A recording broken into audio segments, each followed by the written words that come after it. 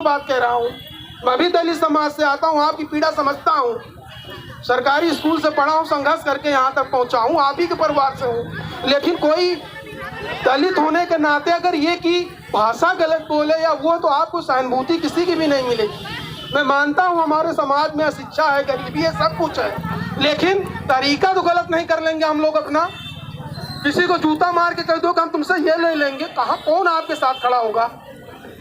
तो जब भी आगे से बोले, अपनी वाणी में जो संविधान की आप बात कर रहे थे, सबके मान सम्मान गरिमा की बात करता है संविधान। ये थोड़े कहता कि हम अधिकारी तो हमको आके जूता से मारोगे। सारी बातें रिकॉर्डेड हैं। मैं भी आप के दलित परिवार से हूँ।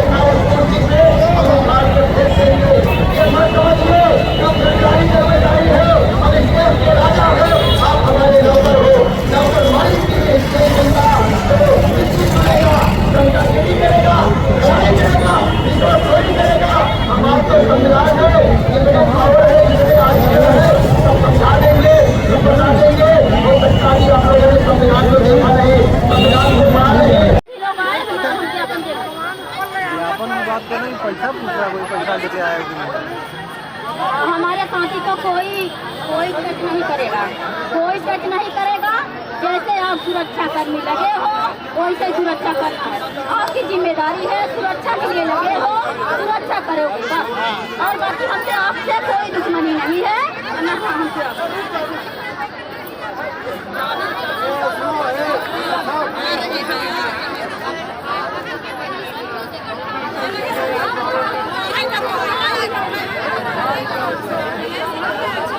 सभी हमारे एडीएम सिटी सर ने एक व्यवस्था की है, प्रयास किया जा रहा है। जो दूर दराज से हमारी माताएं बहनें आई हैं, इनको कोई असुविधा न हो, प्लीज ध्यान से सुन लो हमारी बात। इनको जाने में असुविधा नहीं हो, 8-10 बसों की भी व्यवस्था की जा रही है। आपको आपके घर सुरक्षित पहुंचा दिया जाएगा। ये सुशीला जी आप बोली है ना?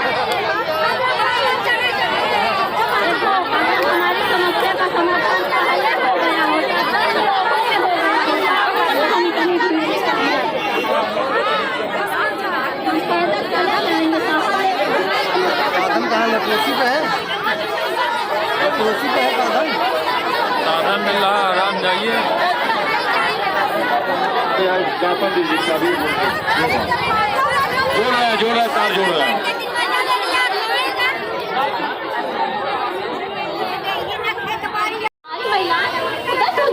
आप लोग क्यों परेशान भाई? हम लेके आए हैं, हम अपनी जिम्मेदारी से लेके आए, वैसे हम पहुंचा देंगे। कहे आपको वो हमारी घर हमारा है, समाज हमारा है, परिवार हमारा है, आप खुद देख लेंगे। आपको क्यों परेशान है? आप सुरक्षा कर्मी है, आप सुरक्षा करिएगा। हाँ तो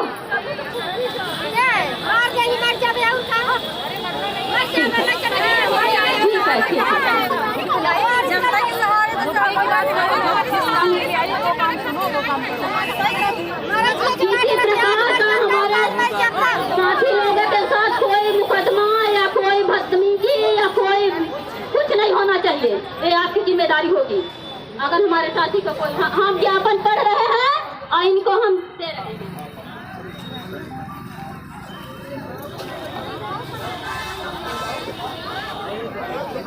सम्यक संवैधानिक शांति मोर्चा महामहिम महोदय से सबने आग्रह है कि संगठन के माध्यम से आज दिनांक 20/3/2022 को एक दिवसीय धरना प्रदर्शन 10 सूत्री मांगों को लेकर जिला अधिकारी मुख्यालय प्रयागराज में हजारों की संख्या में महिलाओं एवं पुरुषों के किया जी।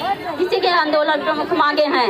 हमारी पहली मांगे हैं, सरकारी संस्थानों का हो रहा निजीकरण असंवैधानिक है, अतः निजीकरण प्रक्रिया बंद किया जाए तथा निजी किए गए संस्थानों का राष्ट्रीयकरण किया जाए। हमारी आप यहाँ आइए, आप आ जाइए सर, इधर आइए। हमारी दूसरी मांगे हैं राष्ट्रीय किसान आय आयोग का गठन कर किसानों की मासिक आय कम से कम चतुर्थ श्रेणी सरकारी कर्मचारी के बराबर निर्धारित किया जाए। हमारी तीसरी मांगे हैं ओबीसी की जाति जनगणना कराई जाए तथा सभी जाति वर्गों आबादी के अनुपात में सभी क्रिमिनल क्षेत्र विधायिका कार्यपालिका न्यायपालिका एवं सरकारी संस्थानों में हिस्सेदारी सुनिश्चित किया जाए तथा क्रिमिनल तत्काल खत्म कर ओबीसी की 60% आरक्षण दिया जाए। चौथी मांगे हैं उत्तर प्रदेश राजस्व संहिता 206 की धारा 63 व 64 के अधीन आवासीय एवं धारा 126 के अधीन कृषि हेतु कम से कम 5 बीघे जमीन भूमिहीनों को सुनिश्चित किया जाए एवं मजदूरों अपेक्षित वर्गों को देना सुनिश्चित किया जाए। पांचवी मांगे हैं उच्च एवं उच्चतम न्यायालय के जजों की नियुक्ति के ओबीसी एससी एसटी माइनॉरिटी को भी पर्याप्त प्रतिनिधित्व दिया जाए। छठी मांग है भारत में एक राष्ट्रीय शिक्षा नीति के तहत समान एवं मुक्त शिक्षा नीति लागू किया जाए। सातवीं मांग है कोल आदि मुसहर बेनवंश धरकर और आदि जातियों को उत्तर प्रदेश में जातिवादी एसटी का दर्जा देकर जनजाति सुविधा देना सुनिश्चित करें। आठवीं मांगे हैं हमारी महिलाओं के सशक्तिकरण के लिए पैतृक संपत्ति में हिस्सेदारी सुनिश्चित किया जाए।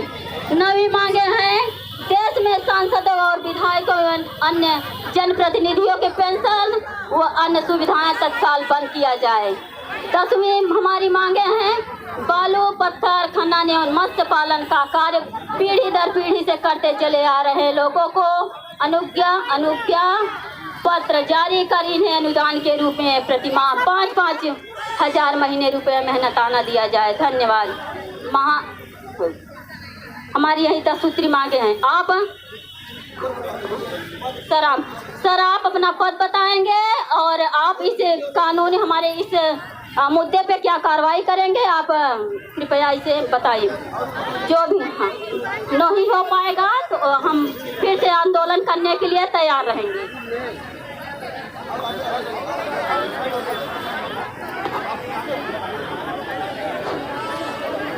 यहाँ पे उपस्थित हमारी माताएं बहनें और भाई, पवन जी उधर खड़े हो गए हैं, अश्वनी जी हैं, सुशीला बहन हमारे साथ हैं। जो आप लोगों की मांगे हैं सारी मांगे हमने सुनी हैं। आपका पत्र भी हमको पहले से मिल गया था तो मैंने पढ़ा है। इसमें से जो आपकी अधिकतर मांगे हैं वो नीतियों से संबंधित है जिसमें सरकार अपना पक्ष करेगी। जो आपने महामहिम राष्ट्रपति महोदय को संबोधित किया है, आपकी जो भी ये 10 मांगे हैं वाजिब मांगे हैं, लेकिन इस पर निर्णय जिला स्तर से नहीं हो पाएगा। तो आपकी जो ये ज्ञापन सुशीला बहन ने और आपके संगठन की तरफ से जो ये ज्ञापन दिया हुआ है, ये ज्ञापन मैं यहाँ भी इसकी रिसीविंग भी लूँगा और ये ज्ञापन मैं कल महामहिम राष्ट्रपति कार्यालय को जो आप भेज रही हैं वो वहाँ पे करके आपको कॉपी भी दूंगा सुशीला जी। तो जो शिकायतें जनपद से संबंधित हैं जिनमें हमारे डीएम साहब या हमारे जो अधिकारी हैं आपकी सेवा के लिए हैं, मैं आपको 2.5-3 घंटे से सुन रहा था। मतलब संवैधानिक चीजों की आड़ लेके जो असंसदीय शब्दों का प्रयोग किया जा रहा था, गाली जूता मारने की बात की जा रही थी। मैं भी आप ही के सुन लीजिए मैं भी आप ही के परिवार से हूँ। आप ही के परिवार से आप बोल रही थी, हमने आपको रोका नहीं। आपकी जो बात हमने कभी बीच में आके रोका नहीं कि आप गलत बोल रही हैं। आपने जो कहा है तो सब रिकॉर्डेड है, आपको सुनना पड़ेगा। मैं अपनी वो बात कह रहा हूँ। मैं भी दलित समाज से आता हूँ, आपकी पीड़ा समझता हूँ। सरकारी स्कूल से पढ़ा हूँ, संघर्ष करके यहाँ तक पहुँचा हूँ, आप ही के परिवार से हूँ। लेकिन कोई दलित होने के नाते अगर ये की भाषा गलत बोले या वो, तो आपको सहानुभूति किसी की भी नहीं मिलेगी। मैं मानता हूँ हमारे समाज में शिक्षा है, गरीबी है, सब कुछ है, लेकिन तरीका तो गलत नहीं कर लेंगे हम लोग अपना। किसी को जूता मार के कह दो कि हम तुमसे ये ले लेंगे, कहाँ कौन आपके साथ खड़ा होगा। तो जब भी आगे से बोले, अपनी वाणी में जो संविधान की आप बात कर रहे थे, सबके मान सम्मान गरिमा की बात करता है संविधान। ये थोड़े कहता कि हम अधिकारी तो हमको आके जूता से मारोगे। सारी बातें रिकॉर्डेड है। मैं भी आप के दलित परिवार से हूँ। तो मतलब जो तरीका जो आप बात कर रहे हैं, आपकी सहानुभूति कौन रखेगा? और जो आपकी मांगे हैं, जो वाजिब है, जो डीएम साहब से हैं, वो मैं फिर कहता हूँ, आज कोई ये पहला और आखिरी मौका नहीं है। आप जब भी आपके संगठन के, हमारी सुशीला बहन या आपके संगठन के जब भी लोग हैं, मेरा नंबर ले लीजिए। आपका कोई काम जो तहसील से ना होता हो या ब्लॉक से ना होता हो, तो आप सीधे हमसे संपर्क, हम आपको डीएम साहब से मिलवाएंगे। डीएम साहब इतने अच्छे कि बैठ के सारी बात आपकी सुनेंगे। जो यहाँ पे आपको मैं बात समझा रहा था कि 1000 की भीड़ से कौन बात कर लेगा, अभी मेरे साथ सारे 50 लोग यहीं बोलने लगे, तो कैसे ये आपकी बात सुनी जा सकेगी? बात तो कोई आपके प्रतिनिधि जो आपके संगठन के आपको जो यहाँ बुलाकर लाए हैं, जिनके बुलावे पर आप आए हैं, वही तो आप जाके बात करेंगे। एक प्रतिनिधि आपका 10,000 5,000 की क्षमता रखता है, जितनी इससे ज़्यादा भी रखता है, तो अगर वो जाके डीएम साहब से मिल लेते तो कोई छोटा बड़ा नहीं हो जाता। मैं फिर आश्वस्त करता हूँ अपनी बात को समाप्त करते हुए, जो सुशीला बहन ने ज्ञापन दिया है महामहिम राज को, ये हम कल भेज देंगे, और जो सम्यक नीतियां हैं वहाँ से होंगी, और जो जिले से हैं उसमें हम कार्रवाई करेंगे सुशीला बहन। और एक बात और है, जो हमारी भाई बहनें आए हैं, तो हमने कुछ बसें मंगवाई हैं, 2 बसें तो आ गई हैं, तो जिनको सराव या दूर दराज जाना होगा तो बस में बैठ जाएंगी, बस उनको फ्री आप कार छोड़ेगी उनके घर। तो ये 2 बसें लगी, और भी हम 4-5 बसें मंगा रहे हैं जितना हमसे हो सकता है। तो अब आपसे हमें निवेदन है कि आप लोग शांतिपूर्वक अपने घर को चले जाइए, और अगर कहीं कोई दिक्कत आएगी तो हम सुशीला बहन को अपना नंबर दे रहे हैं, जब भी इनको कोई बात होगी तो सीधे हमसे बात कर लेंगे। डीएम साहब से मिलना होगा तो आपके प्रतिनिधि, जैसे मैं फिर कह रहा हूँ, फिर कभी किसी दिन आके आप सीधे मिलेंगे। इतने हमारे भाई बहनों को आने की जरूरत नहीं है। धन्यवाद आप सभी का।